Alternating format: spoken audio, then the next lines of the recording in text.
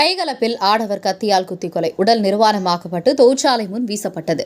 Ipoh கிளேபாங்கில் நடந்த பயங்கரமான கைகலப்பில் ஆடவர் ஒருவர் கொல்லப்பட்டது மட்டுமல்லாமல் மரணமடைந்த ஆடவரின் சடலம் நிர்வாணமாக தொழிற்சாலையின் முன் வீசப்பட்ட நிலையில் மீட்கப்பட்டது. இச்சம்பவம் தொடர்பாக நள்ளிரவு 12:20 மணிக்கு அவசர அழைப்பு கிடைக்கப்பெற்றதாக ஈப்போ மாவட்ட காவல்துறை தலைவர் துணை கமிஷனர் அபாங் சைனல் அபிடின் அபாங் அஹ்மத் குறிப்பிட்டார்.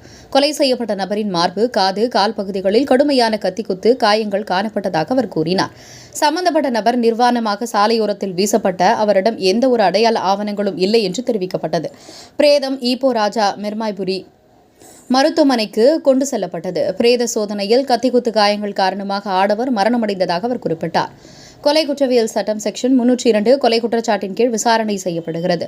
அத்துடன் சந்தேக நபர்களை தேடி வருவதுடன் சாட்சிகளிடமும் வாக்குமூலம் பதிவு செய்யும் நடவடிக்கைகளிலும் காவல்துறையினர் மேற்கொண்டு உள்ளதாக அவர் விளக்கினார்.